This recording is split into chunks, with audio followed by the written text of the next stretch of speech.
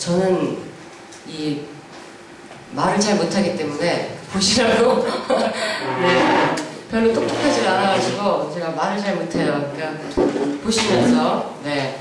사단법인 인천 내일을 여는 집에서 가족 상담소 소장으로 지금 11년 네, 상담소 소장하면서 지금 현재는 해인교회 담임 목사로 목회하고 있는 김영선 목사입니다. 저희 해인교회는 1984년에 만들어졌는데요. 인천 해방, 인간 해방이라는 뜻으로 인해를 거꾸로 해인, 해방 인천, 해방 인간. 네, 뜻이 그렇습니다. 해인이라는 뜻이. 네, 그래서 해인교회가 설립이 됐는데 목회자가 세운 교회가 아니고요. 교인들이 세운 교회입니다. 평신도들이. 특히 기독교인이었던 노동자들이 자기네들의 자비를 모아서 전세를 빼서 네, 이렇게 전세금 모으고 뭐 이렇게 해가지고 교회 공동체를 만들어서 목회자를 청빙을 한 그런 교회예요. 그래서 이제 예수님의 삶을 실천하고자 이렇게 네, 창립 예배를 아주 조그만 공간에서 창립 예배를 드렸습니다. 그리고 80년대에 주로 노동자, 빈민들과 함께하는 민중교회로서 민중교회 사역을 80년대 다른 민중교회들과 같이 여러 가지 활동들을 했는데 이게 이제 초기 멤버들입니다. 그래서 뭐 철거투쟁, 계산동 철거투쟁에 함께하기도 하고 문익환 목사님 모시고 창립 5주년 기념잔치도 하고 그리고 뭐 여러 가지 뭐 해방을 위한 어떤 상황극이라든지 뭐 이런 여러 가지 활동들 옛날에 여러분들 다 경험하셨을 것 같아요. 네, 이렇게 했습니다. 그런데 그렇게 하다가 93년까지 왔는데 이전에 처음에 그 청빙한 목사님은 남자 전도사님이었고요. 두 번째 이제 여자 전도사님, 세 번째도 여자 전도사님, 물론 나중에 목사님이 되셨지만 이렇게 목회를 하면서 굉장히 많은 노동자들이 모였었습니다. 막 7, 80명 이렇게 모였었는데 주일이 되면 만약에 주일날 그 임금 투쟁이 있다 그러면 교회 안 오고 다 거기 가시는 거예요. 네. 그리고 또 주일날 예배 끝나면 건물 옥상에 올라가가지고 북치고 장구치고 막걸리 마시고 소주 마시고 이러면서 이제 지역 주민들에게도 굉장히 그 원성이 자자했고요. 네. 그리고 주일날 어쨌든 뭐 운동이 있다 그러면 다 나가니까 목사님이 굉장히 난처하잖아요. 이제 그런 부분들 때문에 갈등도 좀 있었고 그리고 이제 그 회의를 굉장히 좋아했던 교인들이었던 것 같아요. 그래서 예를 들면 헌금을 하는데 헌금 봉투를 사용하자라고 목사님이 제안을 하셨습니다. 근데 교인들이 왜 헌금 봉투를 돈을 들여서 그거를 봉투에 해야 되느냐 이걸 가지고 6시간 동안 회의를 했습니다. 그런데 결론을 내지 못했습니다. 네, 옛날 회의 자료에 보면 저희가 갔더니요 옛날 자료들이 뭐 박스가 어마어마하게 있어요. 그래서 그걸 찾아보니까 그런 자료도 있고요.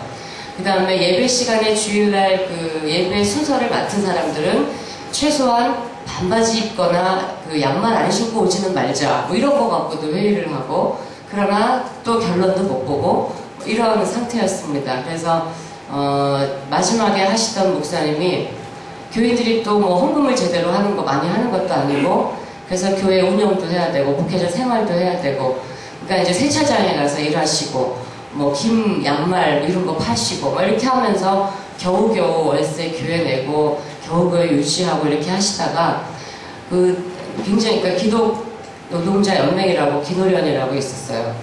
거기 주 멤버들이 이제 해인교회 또 주 멤버들이었는데 굉장히 강성이라서 뭐 하나만 얘기를 해도 막 하루 종일 6시간씩 토론해도 결론이 안 나니까 이제 목사님이 나 이제 목회 못하겠다 하고 가셨어요. 가셔서 결국은 이제 노동자, 농민, 빈민과 함께하는 민중교회가 이제 문을 닫게 되었습니다. 그래서 90년대 여러 가지 시련을 겪으면서 결국 폐교회까지 이야기가 나왔습니다. 노회에서 폐교회 해야 되겠다. 목회자가 떠났는데 그 떠나면서 내가 후임 목회자를 여기 오라고 아무도 못하겠다. 그러고 가셨어요. 그래서 이분들이 목회자를 찾으려고 이제 그 당시 소위 뭐 부교역자로 있던 분들, 전도사님들 여러분들을 초청을 했지만 아무도 안 가신다고 그랬어요. 그래서 폐교회를 해야 된다. 이 상황에 이제 저희가 홍정수 목사님을 찾아가서 네, 어떻게 해야 됩니까? 라고 상의를 드리고 또 기도도 하고 뭐 이렇게 하면서 일단은 가자. 네, 일단은 부르심인 것 같다. 그리고 갔어요. 일단은 가자 했는데 지금까지 그냥 거기에 있습니다. 94년부터. 네, 그래서 해인교회를 다시 세우자. 그래서 이제 저희가 몇 명이 모였습니다.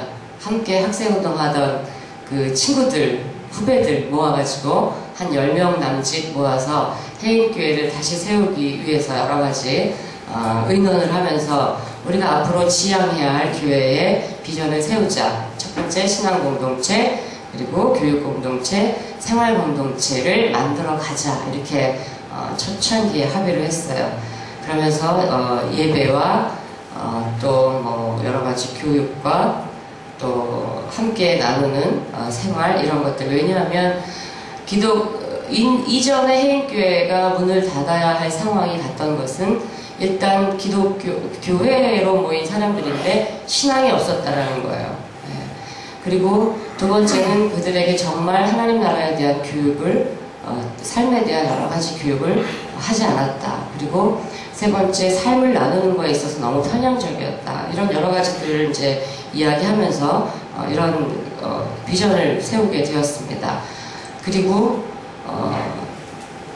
그런 비전 속에서 여전히 해인교회의 역사성과 또 우리의 어떤 뭐 여러 가지 이념과 또 우리의 소명과 이런 것들에 부합되게 계속적으로 이제 민중교회 연합운동에 함께 참여하면서 특별히 빈곤한 여성 그리고 노동자들을 위해서 여러 가지 민중선교 프로그램들을 하면서 함께 그렇게 하던 중에 IMF를 딱 맡게 됐죠. IMF를 딱 맡게 됐는데 저희 교회 그때 교인이 한 30명 있었습니다. 그런데 그 중에 한 10명 정도가 실직이 됐어요. 그래서 실직 한 3분의 1이 실직이 되니까 교인도 많지도 않은데 뭐 굉장히 당황스럽더라고요. 그래서 이걸 어떻게 하면 좋을까 하면서 저희가 처음에 시작했던 것이 기도회를 하자. 네, 기도하자. 네, 그래서 저희는 똑똑하지 않기 때문에 그냥 단순합니다. 기도하자. 수요일마다 실직자를 위한 기도회라는 제목으로 특별 기도를 시작을 했습니다. 그래서 실직자들 다 와라. 스스로 기도하고 함께 기도하자. 그래서 기도를 하다가 3개월쯤 기도하고 나니까 그 기도회에 신기하게도 그 기도회에 참석하지 않았던 한 가정만 취업이 안 되고 나머지는 다 취업이 됐어요. 3개월 이내에. 네, 그래서 우리 교회에 있는 사람들 뿐만이 아니라 지금 쏟아져 나오는 이 무수한 실업자들을 위해서 계속 기도하자. 기도의 끈을 놓지 말자. 그러면서 기도하다가 기도만 하지 말고 뭔가 활동을 하자. 네, 그래서 실업대책위원회를 만들었습니다. 네, 그래서 내일을 여는 집이라는 이름으로 이제 실업자를 위한 그때는 이제 노숙자가 아니라 실직자였어요.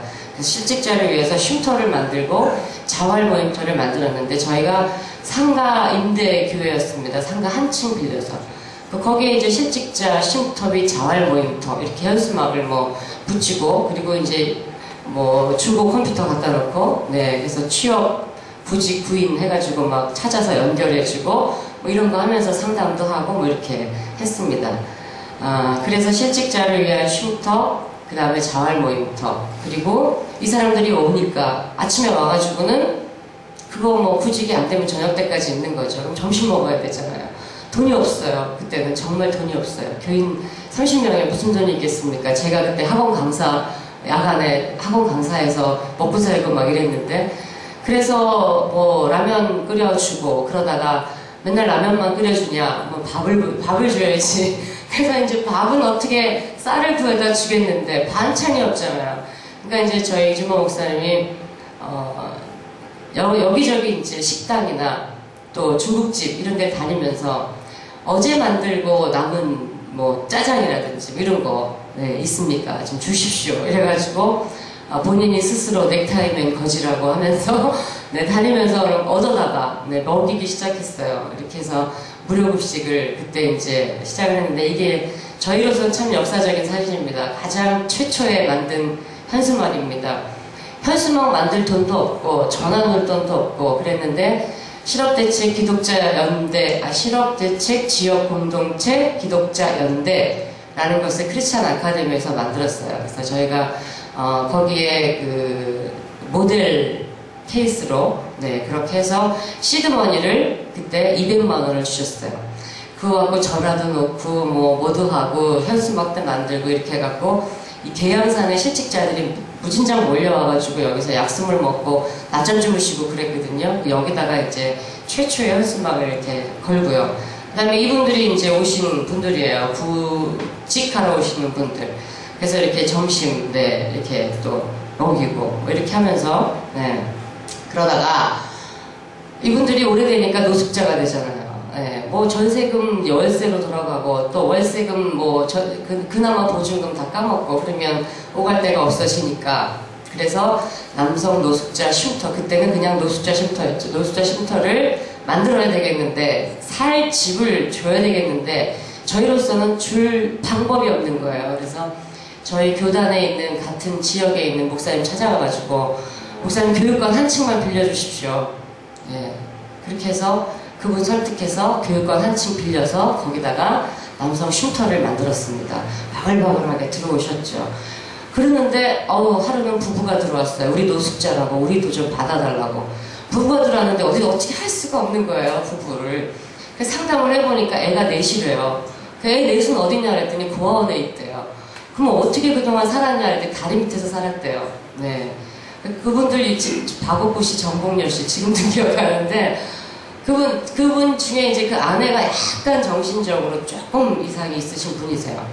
그래가지고 그분은 술을 너무 좋아하셔갖고 가끔씩 오셔가지고 막 술 먹고 오셔갖고 이제 이주모 목사님하고 연애하자고 막 툴러덩 먹고 막 놀래갖고 도망가고 이런 경험도 있고 그런데 어쨌든 그분들이 오셨을 때 어떻게 부부를 할 수가 없으니까 또 그 목사님한테 찾아가서 목사님 기도실 좀 빌려주세요.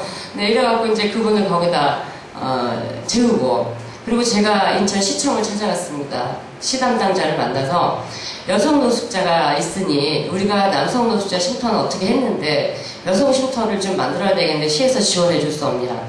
그랬더니 하시는 말씀이 인천시에는 여성 노숙자가 없습니다. 우리가 다 조사했습니다. 그러는 거예요. 우리 지금 여성 노숙자 2명 데리고 있다고. 그랬더니 저한테 거짓말 한다는 그 눈빛을 보이면서 네, 인천에 여성 노숙자가 어딨냐고 없다고 이렇게 얘기를 하시는 거예요. 그래서 이제 지원해 줄 수 없다고. 알았다고 간두시라고. 그리고 이제 저희 교단에 돈 빌려주는 거. 신협, 네. 신협하는 기회가 있어서 거기 또 목사님 찾아가가지고 2천만 원만 빌려주십시오. 그래서 2천만 원 빌려다가 다세대 주택 한 층을 얻었습니다. 거기다 여성 노숙자 쉼터를 만들었는데 한 달 만에 정원이 꽉 찼어요.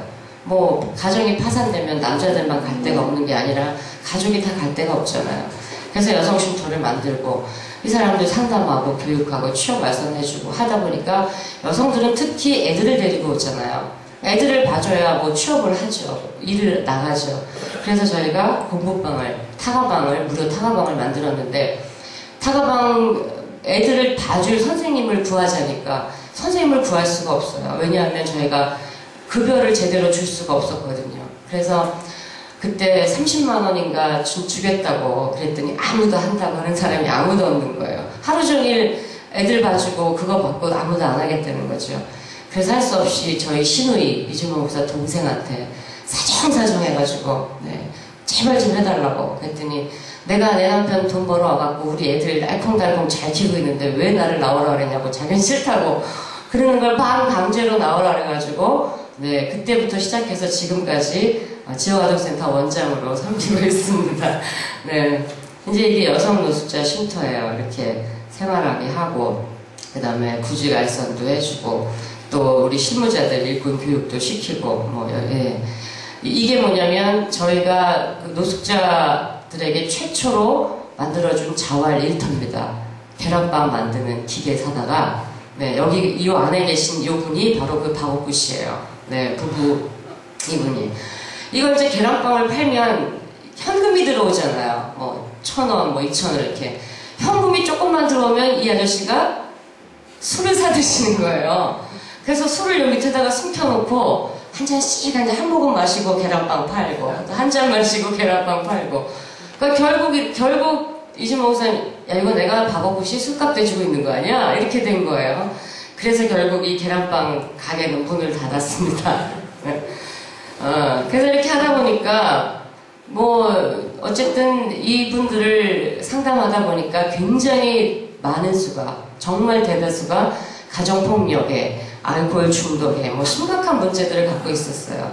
저는 가정폭력이 그렇게 많은 줄 그때 처음 알았어요. 그래서 안 되겠다. 제가 부랴부랴 가정폭력 전문 상담원 교육을 받고 가정폭력 상담소를 열었습니다. 인천에서 그때 이제 가정폭력 상담소가 생기기 시작한 무렵인데요. 세 번째로 상담소를 열게 됐고 99년입니다. 이때가. 그리고 이제 푸드뱅크 또 뭐 어르신들이 이런 활동들을 막 하다 보니까 지역에 우리 지역에 어르신들이 굉장히 많으세요.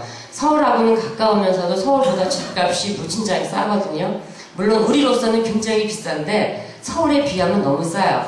그러니까 사람들이 여기다가 이제 방 하나 얻어놓고 어머니 홀로 계신 어머니 거기다 모셔놓고 나 돈 벌어갖고 올게요. 어머니 여기 사세요. 그리고 이제 서울 가는 거예요. 그러면 처음에는 왔다 갔다 하세요. 근데 그러다가 안 오세요. 그러면 결국 독거노인이 되시는 거거든요. 이제 그분들한테 뭐 이렇게 저렇게 하면서 생활보호 대상자도 만들어주고 하려고 하다 보니 뭐 어디 아들이 산다. 그럼 아들이 살아서 안 된다는 거죠. 그럼 이제 아들이 사신다며요, 어르신. 그러면 그 아들이 있으나 마나야 나 본지 오래됐어. 뭐 이렇게 하시면서 결국 마늘 까시고 휴지 주우시고 뭐 빈병 주우시고 이렇게 하시면서 근근히 생활하시는 어르신들. 그래서 이분들이 우리도 좀 도와달라고. 그래서 이제 그러면 점심에 오시라고. 그 점심에 와서 이제 점심을 드시잖아요. 그러면 우리 밥만 먹이지 말고 좀 우리도 돈 벌게 해달라고. 네, 그래가지고 만든 게 시니어 클럽입니다. 그래서 뭐 돈을 많이 벌지는 못하지만 그래도 용돈은 벌어가시고 또 그냥 놀고 먹는 게 아니고 뭔가 일을 할 수 있어서 즐겁다 하시고 또 혼자 있는 게 아니라 여러 사람이 함께 있으니까 또 친구도 생겨서 좋다 하시고 뭐 이렇게 아주 적은 돈을 버시지만 굉장히 즐거워하시고 또 푸드뱅크를 통해서 간간히 뭐 간식도 드리고 물품도 드리고 하니까 또 좋아하시고 뭐 이렇게 하세요. 네. 그래서 저희가 이제 하는 일 중에 특히 이제 제가 하는 일 중에 저는 주로 상담을 하는데요. 개인 상담도 하지만 부부 상담도 저희 상담소에서 합니다. 이게 이제 부부 집단 상담 프로그램 중에 하는 건데요. 이렇게 부부들에 대한 어떤 그 부부의 역동을 이렇게 조각을 하면서 풀어나가면 굉장히 깊이 자기네들에게 다가오고 느끼고 하면서 깨닫는 것들이 되게 많죠. 네. 그래서 이렇게 살던 부부를 네, 이렇게 만들어주는 게 제가 하는 일입니다. 네. 그러면서 근데 이분들은 누구냐면 마누라 때리신 분들이세요. 네. 가정폭력 행위자들. 마누라 때리면 요즘은 가정폭력 특별법이 있어서 신고하잖아요. 신고하면 이제 경찰 통해서 검찰로 갑니다. 검찰이 법원으로 보내면 판사님이 상담 명령 딱 내려가지고 저희 상담소로 보냅니다. 그러면 이제 저희 상담소로 보낸 이분들을 저희가 6개월 동안 상담을 할 수 있게 되어 있어요. 그래서 개인 상담도 여러 차례 하고요. 그 다음에 이렇게 모여서 12주 프로그램을 짜가지고 집단 상담을 합니다. 처음에는요, 이분들이 오시면서 굉장히 막 씩씩거리면서 오세요. 내가 왜 이런 데 와야 되냐. 이거 뭐야, 이거 가정폭력, 폭력, 내가 폭력배야? 막 이러면서 오세요. 인상도 팍 굳어가지고요. 거기다가 이제 가끔 여기 문신 그리신 분들도 오시고요. 막 입담하는 분들도 오세요. 그럼 이제 상담소로 딱 들어오면 문에 꽉 차게 들어오세요. 이분들이 오셔가지고 딱 오면 이러면서 오시거든요. 네. 처음에는 도대체 저런 사람들을 어떻게 상담해야 될까 참 난감하더라고요. 근데 인간의 마음은 다 비슷비슷한 것 같아요. 아무리 막 이르크 문신을, 호랑이 문신을, 용 문신을 그리고 와도 상담하다 보면 네, 우세요. 눈물 흘릴 때 보면 정말 연약한 존재구나, 인간이. 이런 걸 느끼게 됩니다. 그래서 사람들이 그래요, 저더러. 그런 사람들 오면 안 무서워요? 안 무서워요, 목사님? 막 그래요.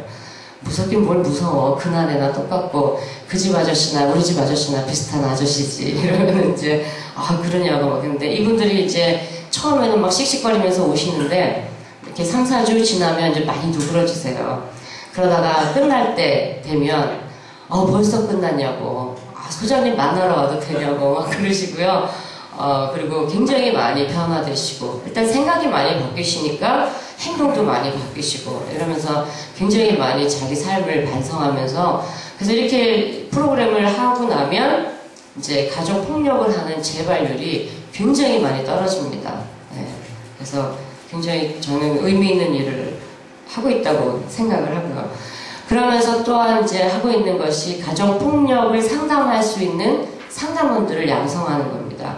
그래서 상담원 교육을 매년 1, 2월에 100시간 교육을 저희 상담소에서 하고 있는데요. 이분은 한명숙 그때 여성부 장관이었을 때 저희 시설 방문해가지고 격려 말씀해 주셨을 때 찍은 사진입니다. 지금 올해 이제 지난주에 끝났는데요. 9년째 했습니다. 9회 상담원들 양성했고요.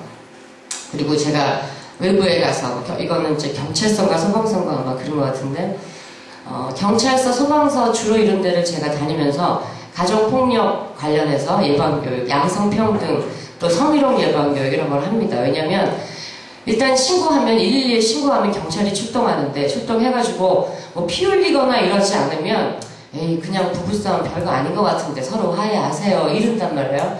그리고 가요. 그리고 가면 그 다음에 그 집에 어떤 일이 벌어지겠습니까? 너 신고했어? 너 신고했어? 감히 남편을 신고해? 하늘 같은 남편을? 죽어요, 반. 네. 그래가지고 이제 그러지 못하도록, 네. 그래서 얼마나 심각한 상태에서 신고하는 건지 이런 것들에 대해서 요즘은요 사람들이 또 이게 머리가 발달돼가지고요 표 안 나게 때리고요, 네, 피 안 나게 때립니다. 속병 들게 때리거든요. 그래서 이런 것들 이제 교육을 또 외부 교육도 하고요. 그 다음에 이렇게 피켓팅 하면서 거리에 나가서 네, 외치기도 하고 또 여러 가지 홍보물을 나눠주기도 하면서 이렇게 거리 홍보도 시민들에게 하고요. 네, 이렇게 우리도 이제 그 종사자들이 나가가지고 이런 홍보들도 합니다. 이건 이제 푸드뱅크입니다. 네, 푸드뱅크는 잉여 음식을 필요한 사람들에게 무료로 나눠주는 음식 나눔 은행입니다. 그래서 기탁자들에게 기업이나 뭐 회사나 이런 기탁자들이 유효기간이 얼마 남지 않았는데 상품은 굉장히 많아요. 그러면 푸드뱅크에 기탁을 합니다. 그러면 그 회사는 세제 혜택을 받을 수 있어요. 기부금 혜택을. 그리고 저희는 그걸 받아서 빨리 배분을 합니다. 네, 그렇게 해가지고 여기가 언제까지입니다. 이때까지 다 드셔야 돼요. 이러면서 쫙 이제 지역 주민들한테 배분을 하죠. 네. 이건 시니어 클럽입니다. 여러 작업장이 몇 군데 있어요. 이분들은 지금 쇼핑봉투를 만드시는 네, 작업장에 계신 분들입니다. 굉장히 즐거워하시죠? 네. 그래서 이제 이런 것들을 만들면서 저희가 민간사회안전망은 가능한가라고 초창기에 토론하면서 문제 제기했던 것들 이제는 꼭 만들어 놨습니다. 그래서 긴급 구조, 일단 먹을 것이 없는 사람들에게 먹을 걸 주고, 잠자리가 없는 사람들에겐 잠자리를 주고, 교육이 필요한 사람들에겐 교육해주고, 상담이 필요한 사람에겐 상담을 해주고, 일자리가 필요한 사람에겐 일자리를 제공해주고, 네. 또 자활이 필요한 사람에겐 자활의 길을 열어주고 이런 일들을 하는데, 이때 98년 저희가 내일이라는 집 만들 때 했던 심포지움이죠. 민간 사회 안전망은 가능한가? 이제 가능하게 되었죠. 네, 그래서 이렇게 했는데 밑빠진 덕에 물 붓기 아니냐 이런 얘기가 여기저기서 들려왔어요. 왜 그랬냐면 다시 돌아가는 거죠. 네, 쉼터에서 있다가, 쉼터는 먹여주고 재워주고 뭐 생필품도 주고 다 하지만 자유가 별로 없죠. 귀가 시간 되면 들어와야 되고, 또 일정 시간 되면 다 불 끄고 텔레비 끄고 자야 되고, 또 아침에 일찍 일어나서 같은 시간에 밥 먹어야 되고 청소해야 되고 뭐 이렇게 하니까 이제 좀 어느 정도 자기가 돈을 좀 벌면 나가요. 그래서 뭐 한 몇백 정도 벌면 나가고 싶은 생각들이 막 들어요. 그래서 초창기에는 뭐 한 몇백 벌면 나가겠다고 이제 저희가 재정 관리도 다 해줬어요. 왜냐면 돈 벌어가지고 가지고 있으면 그냥 술값으로 쓰니까. 근데 이제 달라 이래서 이제 주면 그걸 가지고 나가요. 나가가지고 한 2주 만에 다 씁니다. 네, 술 먹고 뭐 여자 만나고 뭐 이렇게 하면서 다 써요. 그래서 다시 노숙자가 되는 거예요. 다시 노숙을 하다가 이제 힘드니까 다시 와요. 다시 받아달라고. 네. 이걸 계속 반복을 하시는 거예요. 심지어 어떤 분은요, 몇 년 동안 굉장히 성실하게 일을 하셔가지고 2천만 원을 모으신 분이 계셨어요. 되게 많이 모으셨죠. 저도 그런 돈 만져본 적도 없고, 제 은행에 그런 예금이 있어 본 적도 없는데, 네, 2천만 원을 이분이 모으신 거예요. 저보다 더 부자죠. 네. 어느 날 오셔가지고 달라고, 나 이제 나가겠다고, 내가 장화해서 살 수 있다고, 능력이 된다고. 저희들은 그분이 몇 년 동안 계속 성실하게 생활하셨으니까, 그래, 한번 믿어보자. 속는 셈 치고 믿어보자. 그리고 드렸어요. 그랬더니 돈을 딱 나가시더니만, 그거를 수표로 쫙 바꿔가지고, 뭉치를 가지고 오시고, 그 다음에 그 만원짜리 신권을 딱 바꿔가지고 오셔가지고요. 그래갖고 이제 안주머니에서 돈을 탁 꺼내요.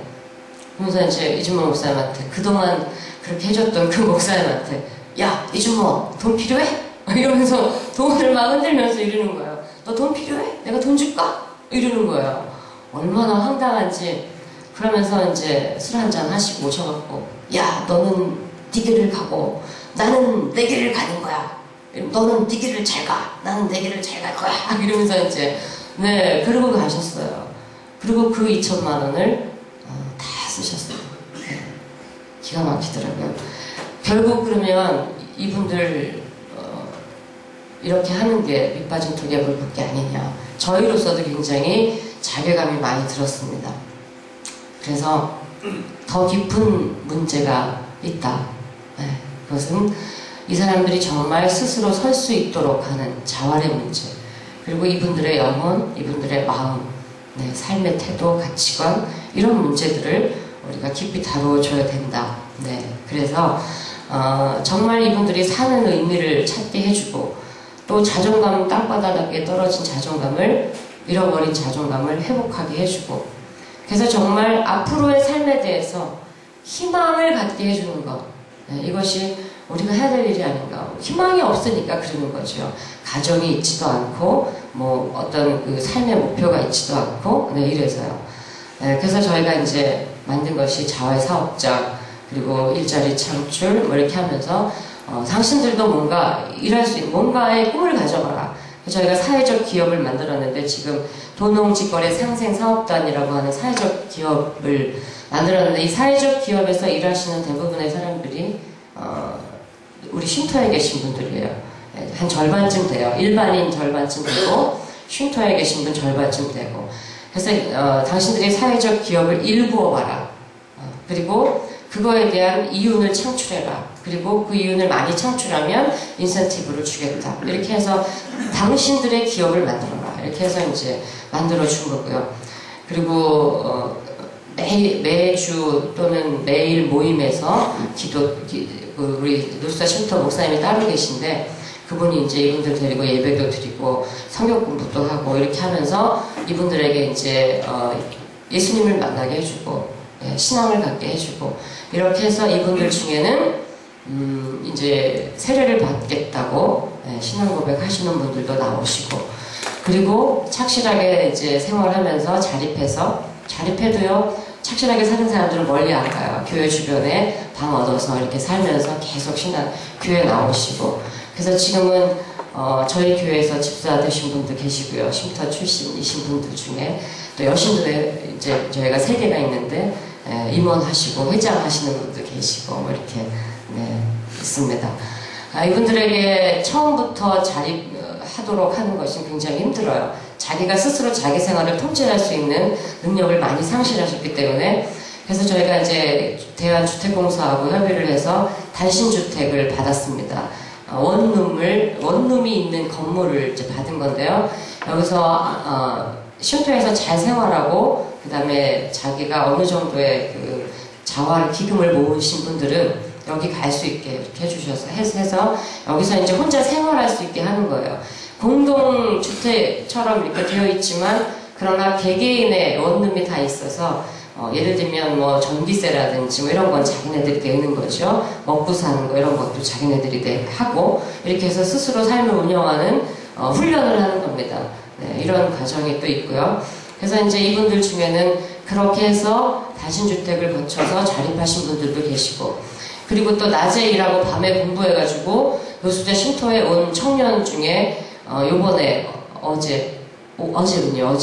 네, 어제 대학을 졸업한 청년도 있습니다. 네, 대학을 졸업하고 또 이제 결혼한 네, 분도 계시고, 이렇게 해서 이분들과 함께 저희가 신앙 공동체를 함께 이제 운영해 가고 있는데, 차별이 없다라고 하는 것은 저희가 주일 11시 예배를 다 같이 드립니다. 함께 예배를 드리고, 또 수요일도 함께 예배 드리고, 또 뭐 철야기도 오시고 싶은 분들은 함께 오시고, 이렇게 하면서 또 뭐 신도회 활동할 때도 같이 하고, 또 교회 수련회 갈 때도 같이 가고, 네, 또 남신도회 대학 뭐 해서 축구도 하고, 뭐 이렇게 하면서 밥도 같이 먹고, 예배 끝나면 같이 밥 먹고, 이렇게 이제, 그리고 또 이분들을 우리 교인들이 되게 착해요. 다 너무 착하고, 너무 마음이 좋아서 이분들하고 함께 밥 먹는 거, 이런 거에 대해서 전혀 꺼려하지 않고, 지금은 그래도 이렇게 한 개인 접시에다가 또 국부로도 따로 해서 개인으로 이렇게 쭉 해서 지금 좀 규모가 커져가지고 그렇게 해서 먹는데, 처음에는 그냥 밥만 따로 푸고요. 그 다음에 반찬 넣고 국 같은 거, 찌개 같은 거 이렇게 큰 그릇에다 가운데다 놓고, 그리고 이제 같이 앉아서 먹었어요. 근데 같이 앉아서 먹으니까 찌개나 국에다가 숟가락을 같이 넣게 되잖아요. 이제 어느 분이 새로 교인이 오셔가지고 저한테 그러는 거예요. 제가 그렇게 안 생겼나 봐요. 그죠? 그래서 저한테 그러는 거예요. 어떻게 노숙자하고 같은 찌개 그릇에다가 숟가락을 넣고 먹을 수가 있네요, 저보러. 그럼 왜요? 그랬더니 비위 안 상하세요? 이러는 거예요. 비위가 왜 이상해요? 그랬더니 아니요, 그냥 이렇게 하면서 자기는 도저히 못하겠다는 거죠. 아이고, 죄송합니다. 이거 뭐예요? 자기는 그렇게 못하겠다는 거예요. 그래서 그렇게 못할 이유가 뭐가 있냐고. 그분이나 우리나 똑같은 사람이고, 네, 못할 이유가 없지 않냐. 네, 제가 어딘지 모르겠어요. 예, 여기네요. 저는 그게 꺼리껴지지 않고 전혀 아무렇지도 않았는데, 예, 외부에서 보면 아마 그런 생각을 좀 하시나 봐요. 제가 좀 까탈스럽게 생겼지만 사실은 굉장히 털털하고요. 예, 그래서 그것도 은총입니다. 예. 그리고 또 여름 되면 제가 우리 아저씨들이 보신탕을 되게 좋아하세요. 예, 그래서 시골에서 키운 개를 수소문해가지고 제가 보신탕을 잘 끓입니다. 그래서 보신탕도 끓여드리고 뭐 이렇게 하면 우리 아저씨들 되게 좋아하세요. 네. 자, 예, 여기까지. 네. 예. 그래서 뭐 여러 이제 기독교 잡지나 이런데 성장하는 민중교회 모델로 또는 대한교회로 이렇게 실리기도 하고, 2004년에 저희가 기은실 기독교윤리 실천운동본부에서 지역사회에 함께하는 교회상을 2회 때 네, 받은 적이 있습니다. 이제 이게 사진인데요. 자활교육하는 사진입니다. 네, 이렇게 해서 여러 가지 뭐 교육도 하고요. 이 재활용센터입니다. 대한구청의 위탁을 받아가지고, 구청에서 위탁받아서 생활에 필요한 모든 물품을 무료로 무상으로 수거해서 이분들이 갈고 닦고 보수하고 뭐 수리하고 이렇게 해가지고 판매하는 겁니다. 그 다음에 도농직거래 상생사업단, 이제 사회적 일자리였다가 지금 사회적 기업으로 이렇게 하고 있고요. 여기가 단신주택입니다. 원룸으로 이렇게 되어 있습니다. 무료급식인데요. 우리 지역에 어르신들이 굉장히 많으신데, 이분들이 주로 하시는 일이 아까 시니어 클럽에서 그런 일들을 하시거나, 또는 뭐 마늘을 까시거나 뭐 페이지를 주우시거나 이렇게 하시는 분들이세요. 이분들에게 매일 점심 무료급식을 하고 있는데 약 70명 정도 오십니다. 이렇게 하면서 지역과 함께하는 공동체. 그리고 이분들 중에 저희가 쪽방 상담소도 또 하고 있는데, 이 어르신들 중에는요, 생일상을 받아보는 거가 참 꿈인 이런 분들이 계세요. 그런데 칠순잔치를 엄두도 못 내죠. 그래서 저희가 합동으로 칠순 맞으신 분들에게 해마다 칠순잔치를 해드리는데, 이분들이 정말 눈물을 흘리면서 고마워하세요. 자식도 안 해주는 칠순을 해준다고. 생일도 못 얻어먹는데 웬 잔치를 해주냐고 막 이렇게 저희가 이제 저희 신부자들이 한복 입고 어르신들한테 절하고 자식들처럼 이렇게 합니다. 그리고 이제 이분들과 함께 또 신나게 또 놀이도 하고요, 축제도 하고 또 뭐 의료 진료도 하고 여러 가지 또 지역의 그런 뭐 병원이라든지 이런 데 연계해서 무료로 진료도 받고 치료를 받을 수 있도록 이렇게 해주고 있습니다. 그래서 이제 내일 연습은 노숙인 쉼터로 시작해서 그 아이들을 돌보는 지역아동센터, 그리고 가족상담소, 내일 여성 쉼터, 또 노숙인들의 자활을 위해서 재활용센터, 돈음직거래 상생사업단, 그리고 푸드뱅크, 그리고 푸드마켓. 푸드마켓은 뭐냐면요, 저희 계양구 의회 건물 1층에 이제 푸드마켓을 열었는데, 이거는 이사야에서 보면 너희 돈 없는 자들은 와서 돈 없이 값 없이 포도주와 젖을 사라 그랬죠. 그 말씀을 실현한 아름다운 공간입니다. 일반 마켓하고 똑같아요. 네, 일반 그 슈퍼처럼 네, 그런 똑같은 곳인데 여기에 아주 가난한 사람들을 저희가 회원으로 받아서, 물론 동사무소에 추천이 있어야 되죠. 받아서 이분들이 한 달에 한 번씩 오셔서 무료로 자기가 원하는 물품을 5가지씩 가져갈 수 있습니다. 그래서 그냥 말하자면 슈퍼에서 그냥 가져가는 거예요. 네. 그래서 뭐 거기는 고기도 있고 쌀도 있고 뭐 생필품도 있고 여러 가지가 뭐 과자도 있고 뭐 여러 가지 그냥 똑같이 이렇게 있는데 거기서 이렇게 자기가 원하는 걸 가져가는 겁니다. 네, 이런 마켓을 열었고요.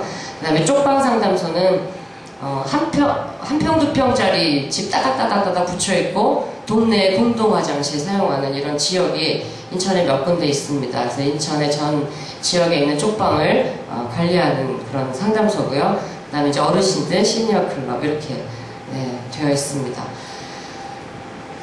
예수님께서 내 아버지께 복받을 자들이여 뭐라고 말씀하셨죠?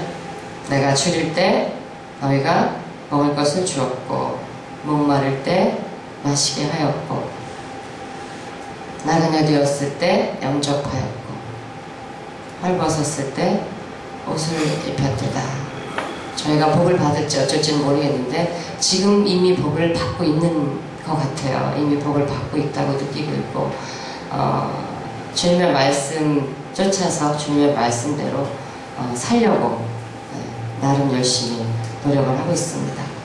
또 이렇게 말씀하셨죠. 내가 진실로 너희에게 이르노니 너희가 여기 내 형제 중에 지극히 작은 자 하나에게 한 것이 곧 나에게 한 것이라. 저희가 함께 하시는 이분들은 지극히 작은 자입니다. 사회에서 버림받은 사람들, 아무도 주목하지 않는 사람, 아무도 돌봐주지 않는 사람, 아무도 당신 잘났다고, 당신 대단하다고 칭찬해주지 않는 사람, 그분들에게 당신 대단하다고 해주는 거죠. 네. 그 저희 이야기 중에 자료집에 있는 네, 2가지 이야기를 소개하겠습니다.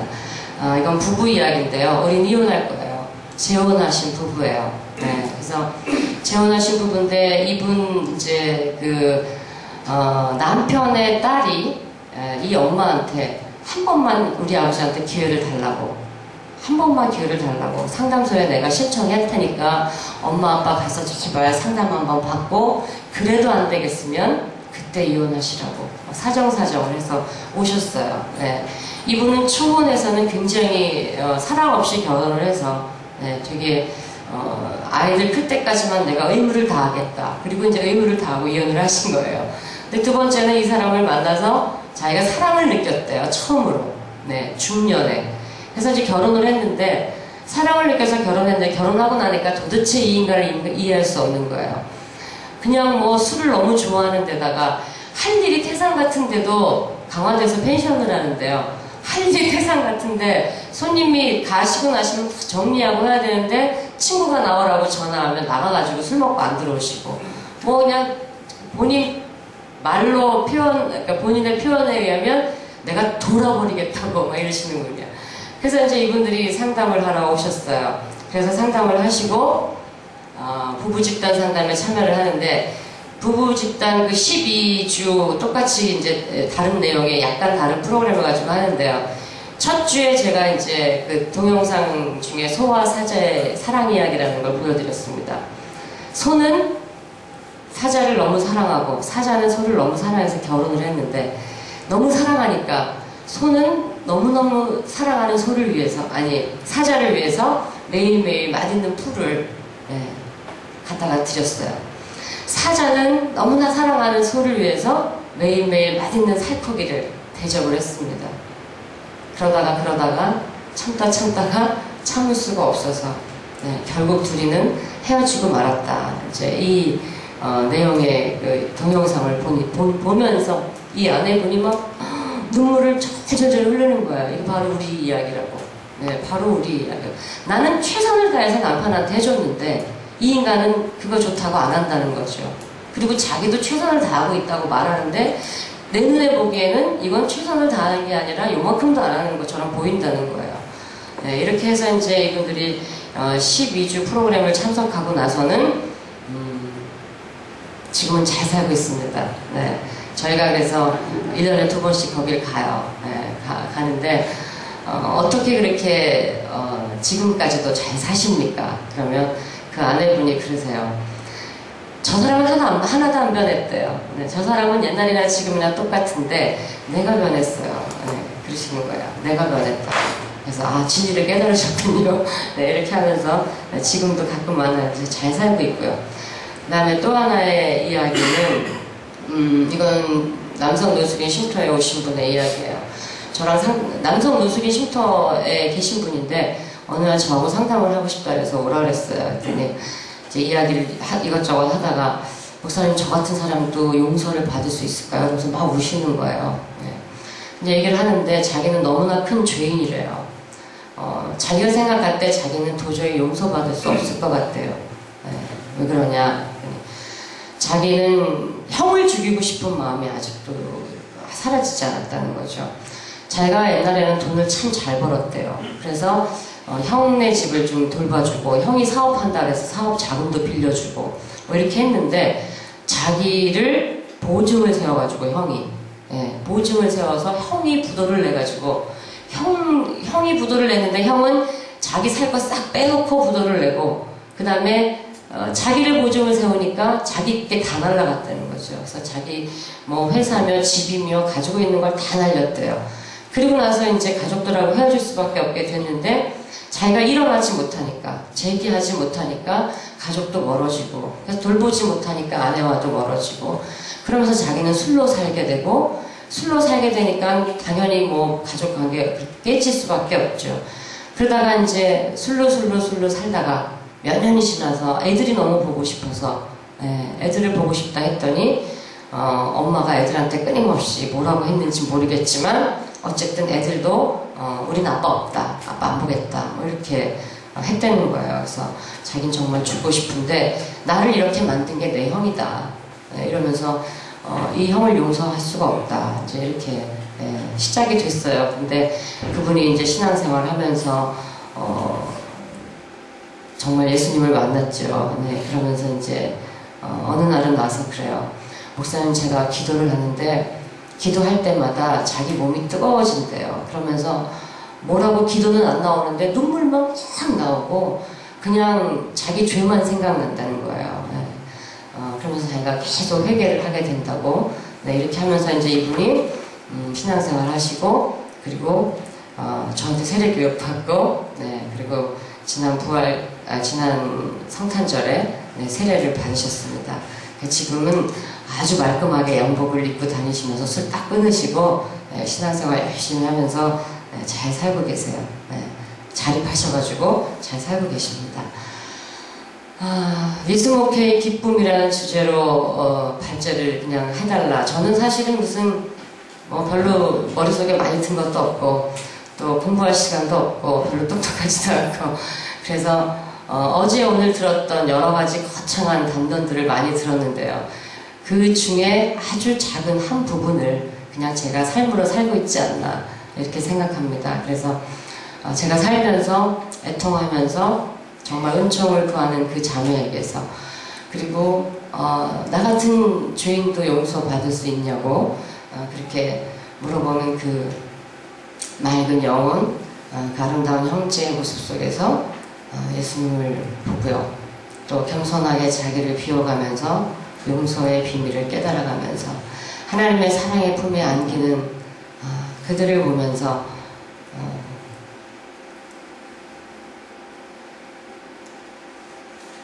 너무 기뻐서 눈물 나가잖아요. 그죠? 네.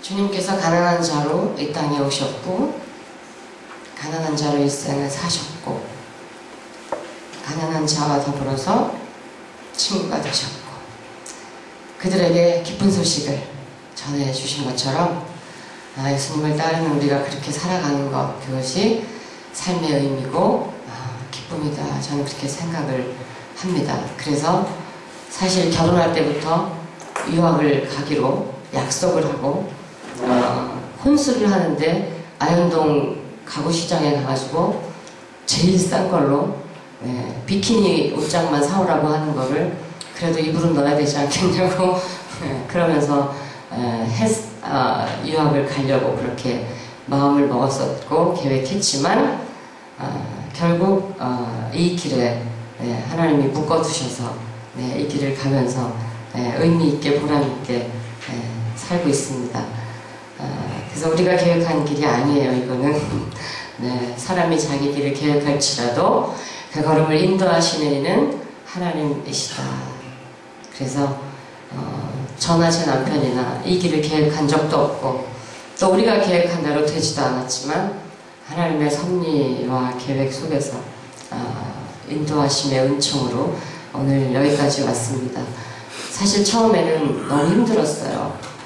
교회에서 사례비도 20만 원이었고 제가 또 과외하고 학원 강사하고 뭐 이렇게 하면서 내일이라든지 초창기에도 저희가 사례비 정부 지원금이라는 게 너무 빈약해서 물론 지금도 풍족하지 않지만 그때는 뭐 40만 원 이 정도 이제 예를 들면 60만 원 인건비가 2명이 나오면 3명이 일하면서 그거를 나눠 갖는 거죠. 이렇게 해서 인건비 나오면 그걸 다 찾아다가 똑같이 나누어서 봉투에 넣어서 똑같이 나눠 갖고 이렇게 했었습니다. 그런데 지금은 규모가 커져가지고요. 직원들이 40명 정도 돼요. 그러니까 보건복지부와 여성부의 체계가 달라서 임금이 천차만별입니다. 그래서 그렇게 할 수도 없고 또 그렇게 하는 게 노동법에 또 저촉이 되니까 그렇게 할 수도 없고 그래서 지금은 그냥 정부에서 주는 대로 받습니다. 그래서 주는 대로 받지만 많이 받는 사람이 자기 거 내놔서 적게 받는 사람 거를 채워주고 있습니다. 물론 다 똑같진 않지만 그래도 그렇게 내놓고 채워주고 이렇게 하면서 함께 공동체로 일을 하고 있습니다. 그래서 우리는 근심하는 자 같지만 항상 기뻐하고 가난한 자 같으나 많은 사람을 부유하게 하고 아무것도 없는 자 같으나 모든 것을 가진 자로 사는 것. 때때로 물론 늘 이렇지는 않아요. 그렇지만 주로 그리고 우리의 어떤 가슴 속에는 이 말씀을 묻고 또 이 말씀을 또 묻고 이렇게 하면서 살고 있습니다.